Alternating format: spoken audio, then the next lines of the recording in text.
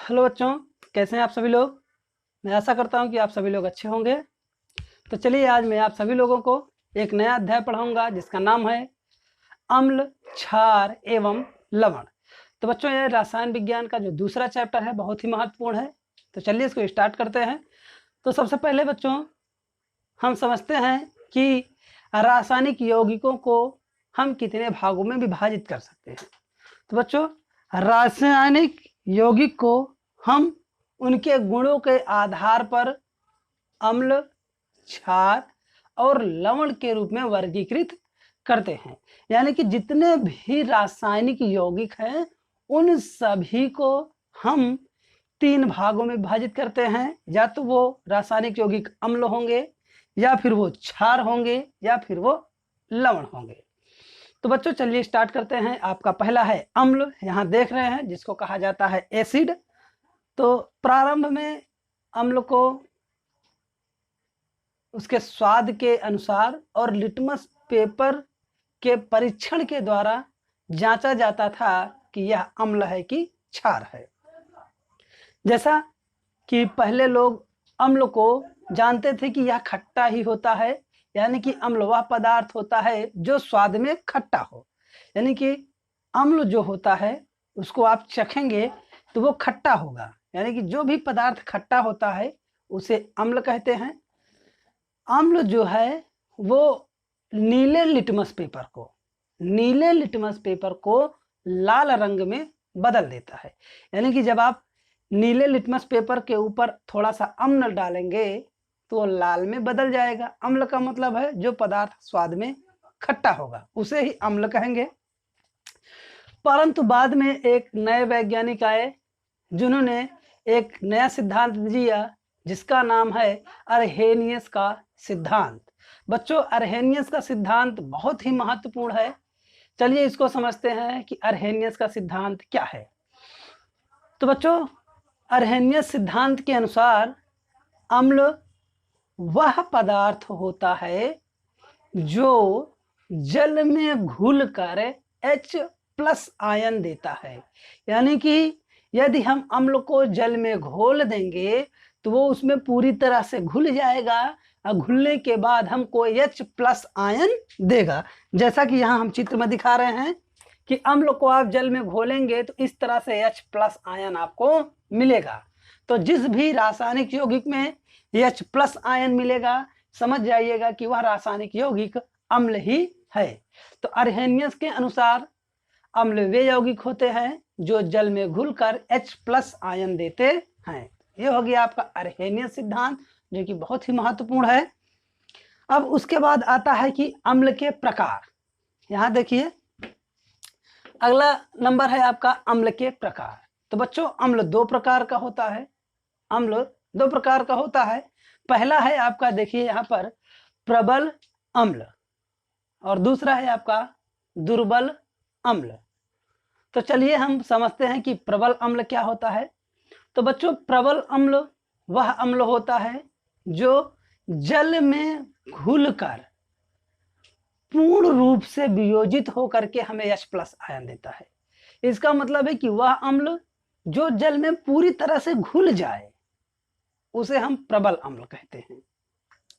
अब आता है दूसरा, दुर्बल अम्ल। तो बच्चों, दुर्बल अम्ल वह अम्ल होता है जो जल में पूरी तरह से वियोजित नहीं होता है। यानी कि जब आप दुर्बल अम्ल को पानी के साथ मिलाएंगे तो पूरी तरह से पानी में घुलेगा नहीं। यदि अम्ल पानी में पूरी तरह से नहीं घुल रहा है तो वह अम्ल आपका दुर्बल अम्ल होगा, और जो अम्ल पानी में पूरी तरह से घुल जाएगा वो आपका प्रबल अम्ल होगा। जैसे प्रबल अम्ल आपके सामने यहाँ पर देख लीजिए, जो प्रबल अम्ल है जैसे HCl, H2SO4, HNO3 जिसको नाइट्रिक अम्ल भी कहते हैं। और आपका जो दुर्बल अम्ल है, दुर्बल अम्ल में आता है आपका CH3COOH, दूसरा है आपका HCN,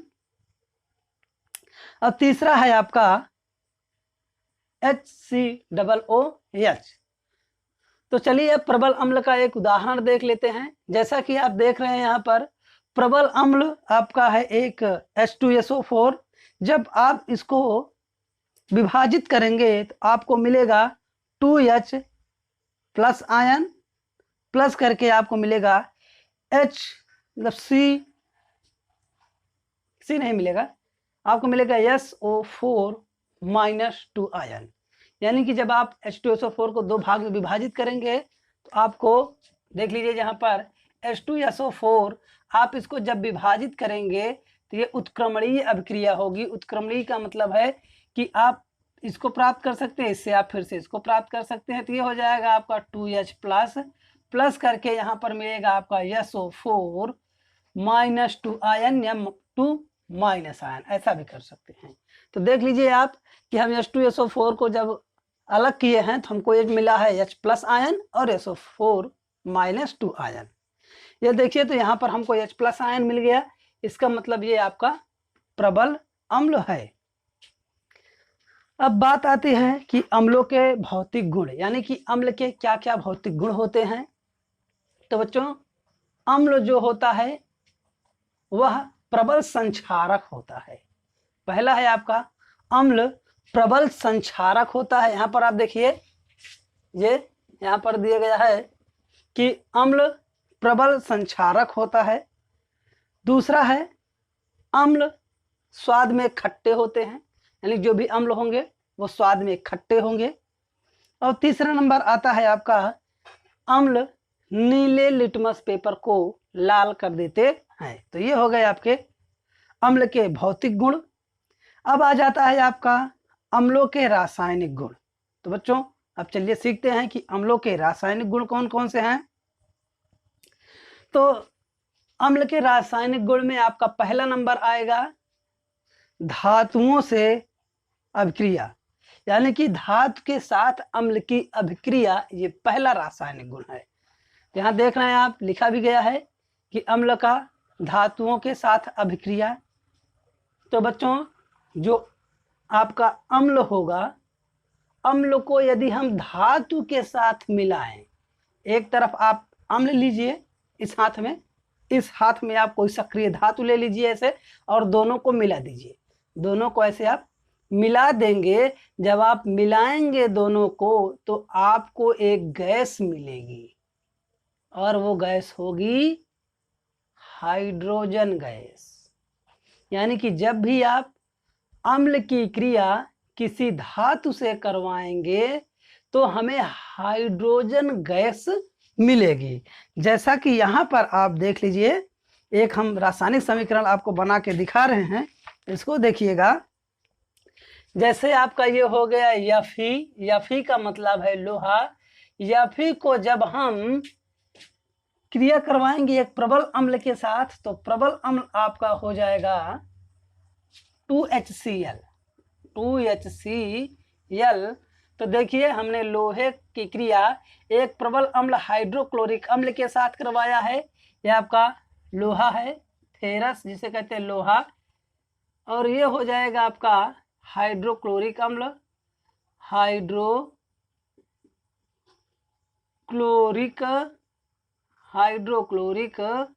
अम्ल, ये हो गया आपका हाइड्रोक्लोरिक अम्ल। जब दोनों की आपस में क्रिया करवा देंगे तो हमको मिलेगा ये FeCl2 और ये आपका हाइड्रोजन गैस मुक्त हो जाएगा। तो यहाँ देख रहे हैं कि जब भी हम धातु की क्रिया अम्ल से करवा रहे हैं तो हमको क्या मिल रहा है, हाइड्रोजन गैस। तो बच्चों जब भी आप किसी अम्ल की क्रिया किसी धातु के साथ करवाएंगे तो आपको हाइड्रोजन गैस मिलेगी। अब आता है आपका अगला नंबर, जो अगला गुण है इसका उसको देख लेते हैं। तो आपका दूसरा गुण मिलेगा, ये तो पहला गुण था। अब देखिए चलिए यहाँ पर आपको दूसरा गुण भी बता देते हैं। तो दूसरा गुण है धातु कार्बोनेट तथा धातु हाइड्रोजन कार्बोनेट के साथ क्रिया। तो जब भी आप धातु कार्बोनेट तथा धातु हाइड्रोजन कार्बोनेट के साथ में क्रिया करवाएंगे तो आपको मिलेगा लवण, कार्बन डाइऑक्साइड और जल। यानी कि जब आपसे पूछा जाए कि किसी अम्ल की क्रिया धातु कार्बोनेट से कराई जाए, यानी कि किसी अम्ल की क्रिया धातु कार्बोनेट के साथ में करवाया जाए तो क्या होगा, तो क्या होगा बच्चों, तो जब भी आप किसी धातु कार्बोनेट की क्रिया अम्ल से करवाएंगे तो आपको मिलेगा लवण, जल, कार्बन डाइऑक्साइड। तो यहाँ देख लीजिए, धातु कार्बोनेट की क्रिया अम्ल से करवाएंगे, ये हो गया आपका धातु कार्बोनेट, ये हो गया आपका धातु कार्बोनेट। इसकी क्रिया हम करवाएंगे अम्ल से, ये हो गया आपका अम्ल। तो धातु कार्बोनेट की क्रिया अम्ल से करवाएंगे तो हमको मिलेगा लवण और मिलेगा कार्बन डाइऑक्साइड, कार्बन डाइऑक्साइड मिलेगा, ये देखिए। और हमको यहाँ बगल में मिल जाएगा ये जल। तो ये तीनों मिलेंगे।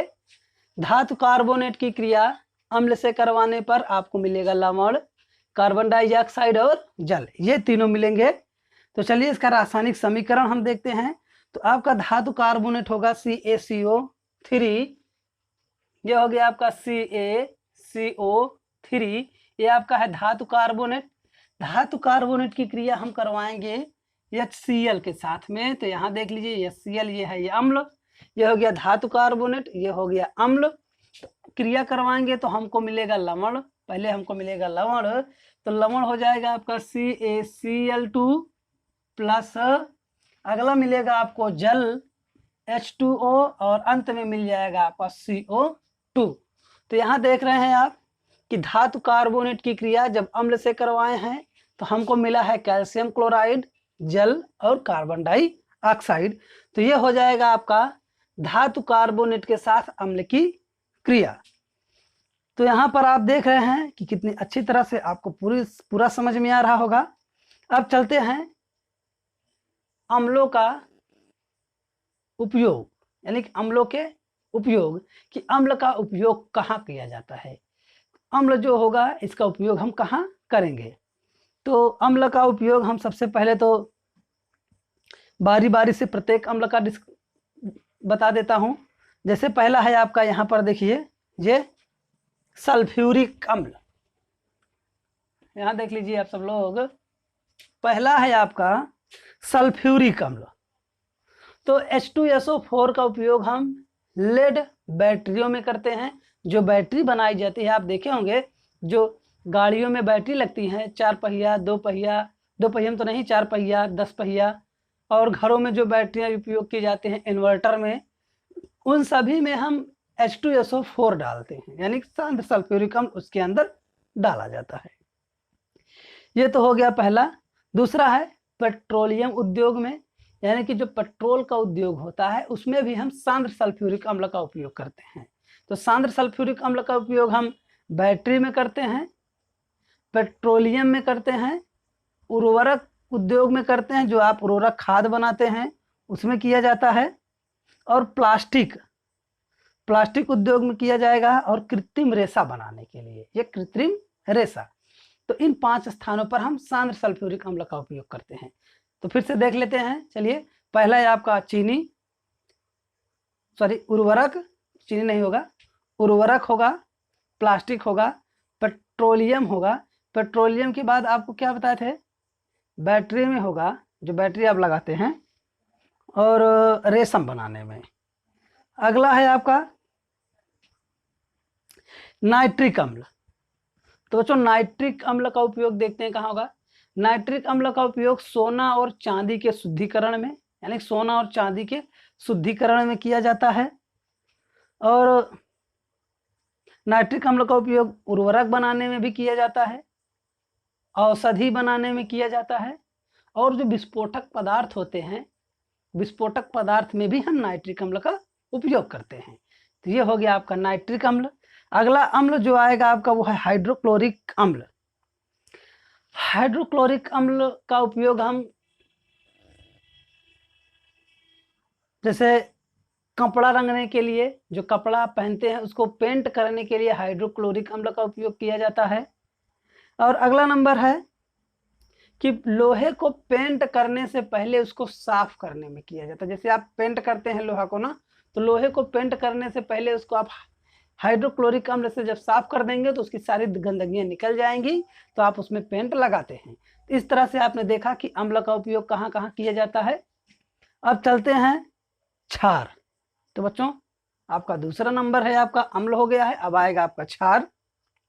तो चलिए क्षार को भी देख लेते हैं। तो क्षार बच्चों बहुत पहले ज़माने में, जब हम सब अर्हेनियस को नहीं जानते थे, तो बहुत पहले ज़माने में क्षार को यह समझा जाता था कि क्षार स्वाद में कड़वा होता है, यानी कसैला। जो क्षार होगा आपका उसका स्वाद बहुत ही कड़वा होता है ना। तो पहले लोग उसको चख करके बताते थे कि ये क्षार है कि अम्ल है। खट्टा होता था तो उसको अम्ल बोल देते थे, और जब उसका स्वाद थोड़ा कसैला होता था, करछ मारता था, तो उसको कहते थे कि ये क्षार है ना। और ये लाल लिटमस पेपर को नीला कर देता है, यानी कि जो क्षार होगा आपका ये लाल लिटमस पेपर को नीला कर देगा। बाद में फिर अर्हेनियस आए।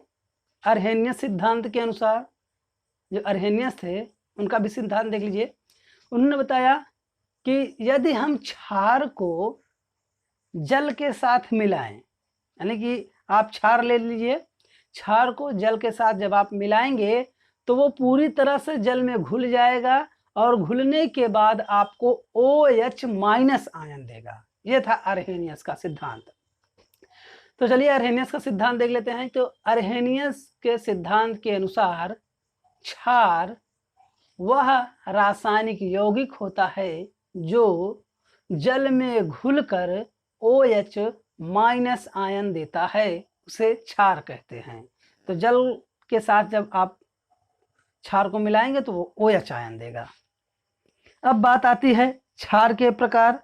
तो क्षार भी बच्चों दो प्रकार का होता है। ये एक प्रबल क्षार होता है और दूसरा दुर्बल क्षार होता है। जैसा कि अम्ल था, एक प्रबल अम्ल था, एक दुर्बल अम्ल था, इसी तरह से आपका क्षार भी दो होंगे, एक प्रबल क्षार होगा, एक दुर्बल क्षार होगा। तो चलिए अब हम पहले देखेंगे प्रबल क्षार। तो प्रबल क्षार बच्चों वह क्षार होता है जो जल में पूरी तरह से वियोजित होकर के OH माइनस आयन देता है। यानी कि प्रबल क्षार वह क्षार होगा जो जल में घुल करके OH माइनस आयन देगा। ये आपका हो जाएगा प्रबल क्षार। तो चलिए देख लेते हैं एक प्रबल क्षार को। प्रबल क्षार का उदाहरण यहाँ देख लीजिए, पहले देख लीजिए उदाहरण। तो प्रबल क्षार का उदाहरण है जैसे KOH, दूसरा है NaOH, तीसरा है BaOH का होल ट्वाइस। तो ये आपका प्रबल क्षार है। तो चलिए सबसे पहले हम लेते हैं KOH को। तो ये है आपका पोटेशियम हाइड्रोक्साइड। पोटेशियम हाइड्रोक्साइड को जब आप जल में घोलेंगे तो जल में घोलने पर ये आपका पोटेशियम अलग हो जाएगा और ये OH अलग हो जाएगा। तो ये आपके ऊपर प्लस होगा, ये आपका हो जाएगा माइनस आयन। तो यहाँ देख रहे हैं कि जब हम प्रबल क्षार को जल के साथ मिलाए हैं तो ये वियोजित हो जाएगा, यानी कि दो भागों में टूट जाएगा। टूटने के बाद आपको ये OH आयन यहाँ मिल रहा है, जो कि ये क्षार की पहचान होती है। जब भी किसी यौगिक में OH आयन मिलेगा तो समझ जाइएगा कि यह एक क्षार है। अब बात आती है दुर्बल क्षार की। तो दुर्बल क्षार बच्चों वह क्षार होता है जो जल में घुल करके किसी भी प्रकार का आयन नहीं देता है। यानी कि जो आपका क्षार होगा ये जल में पूरी तरह से घुलेगा नहीं और ना ही किसी प्रकार का कोई आयन देगा। तो ये आपका हो जाएगा दुर्बल क्षार। तो जब आप दुर्बल क्षार को जल में खोलेंगे तो वो पूरी तरह से वियोजित नहीं होगा। जैसे यहाँ पर आपका आ जाता है NH4OH। ये आपका NH4OH जो है ये दुर्बल क्षार है। तो देख लेते हैं इसको भी हम, दुर्बल क्षार का एक एग्जाम्पल। तो दुर्बल क्षार होगा जैसे आपको भी बताएं हम NH4OH। जब आप इसे दो भागों में विभाजित करेंगे तो आपको मिल जाएगी ये NH4 प्लस करके ये आपका मिलेगा OH माइनस आयन। तो यहाँ भी देख रहे हैं आपको OH मिल रहा है माइनस में। इसका मतलब ये भी एक प्रकार का क्षार ही है, लेकिन ये दुर्बल क्षार है। तो इस तरह से आप समझ गए प्रबल क्षार और दुर्बल क्षार। अब आ जाता है आपका क्षारकों के भौतिक गुण। क्षारकों के भौतिक गुण। तो यहाँ देखते हैं हम क्षारकों के भौतिक गुण के बारे में। तो क्षारक जल में विलेय होते हैं और स्वाद में कड़वे होते हैं। यानी कि जो भी क्षार होगा वो जल में घुल जाएगा और घुलने के बाद में आपको एकदम कड़वा स्वाद देगा। कड़वा का मतलब कषैला, जो आपको अच्छा नहीं लगेगा। दूसरा गुण इसका है, क्षार लाल लिटमस पेपर को नीला कर देते हैं। यानी कि जो क्षार होगा वो लाल लिटमस पेपर को नीला कर देगा। अगला है दूसरा, क्षार को स्पर्श करने पर वह साबुन की भांति चिकना होता है। यानी जब आप क्षार को छुएंगे तो साबुन की तरह चिकना हो जाएगा। अगला है आपका, अम्लों की तरह क्षार की भी प्रवृत्ति संक्षारक होती है। यानी कि जैसे कि हमने आपको पहले बताया कि अम्ल जो होते हैं वो संक्षारक होते हैं। यानी कि अम्ल में आप कोई भी धातु रख देंगे तो उसके अंदर जंग लग जाएगा जल्दी से। इसी तरह से ही आपका क्षार भी है। क्षार में जब आप कोई भी वस्तु रखेंगे तो उसमें वो जंग लग जाएगा जल्दी से। ये हो जाएगा आपका क्षार के गुण। अब आ जाते हैं, आपका आएगा क्षारकों के रासायनिक गुण। तो क्षारकों के रासायनिक गुण हम देख लेते हैं। तो पहला गुण है आपका, यहाँ देखिए, धातु के साथ क्रिया। पहला है धातु के साथ क्रिया।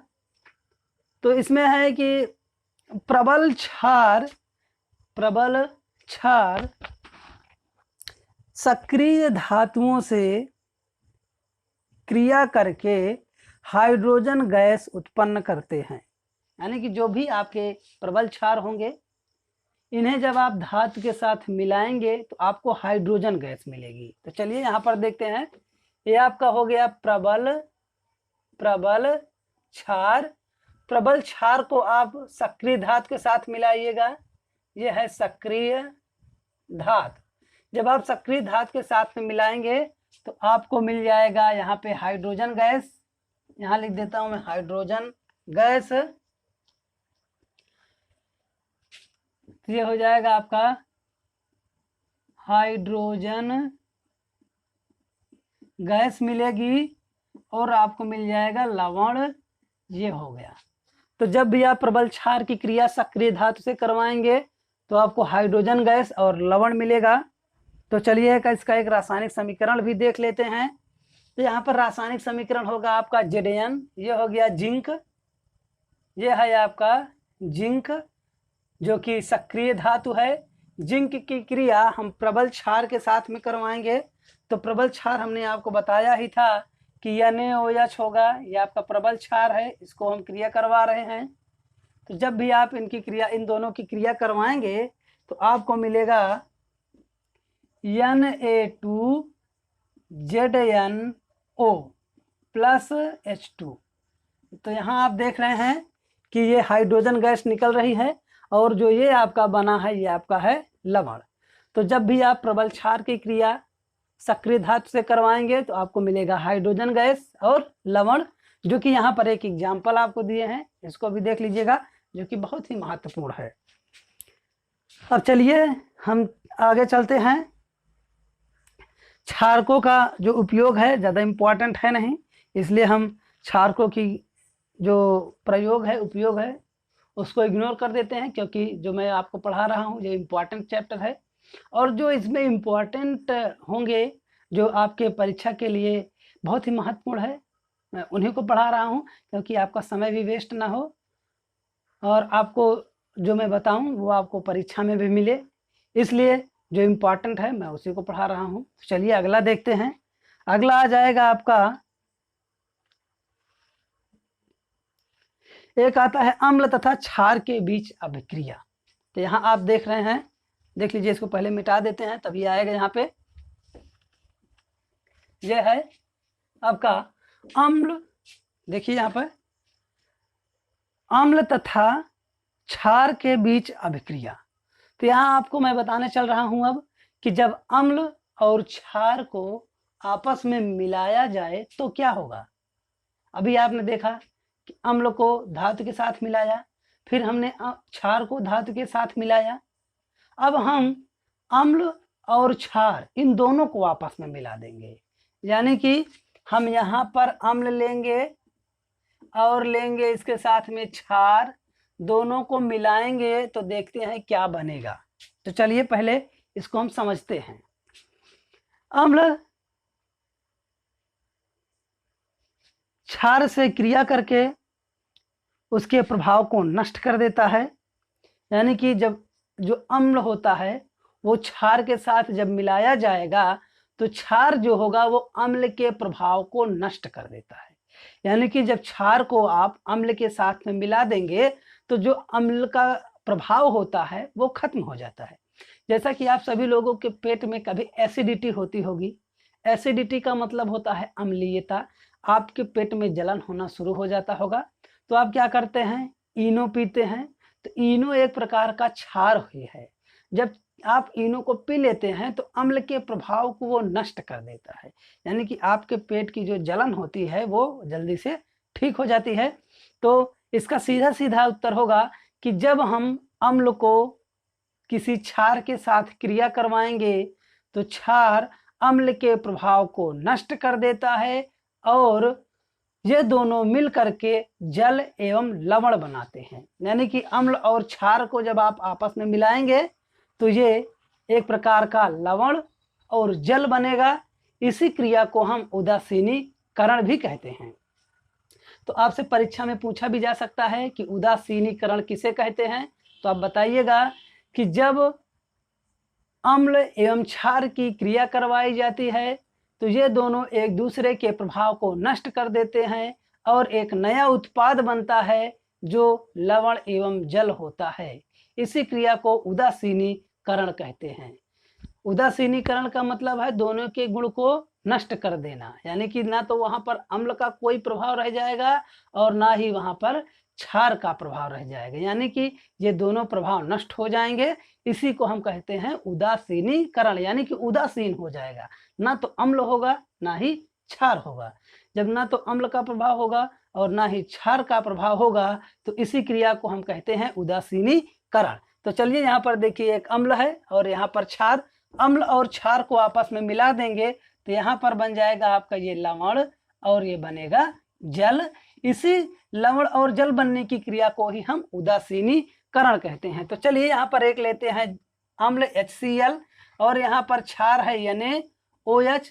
जब इन दोनों की क्रिया करवाएंगे तो ये आपका बनाएगा NaCl प्लस H2O। तो यहाँ पर आप देख रहे हैं कि हमने एक प्रबल अम्ल लिया HCl और एक प्रबल क्षार लिया NaOH। जब दोनों को आपस में मिला दिए हैं तो हमको मिला है NaCl और जल। तो NaCl आप जानते ही हैं एक प्रकार का लवण होता है और ये आपका जल हुआ।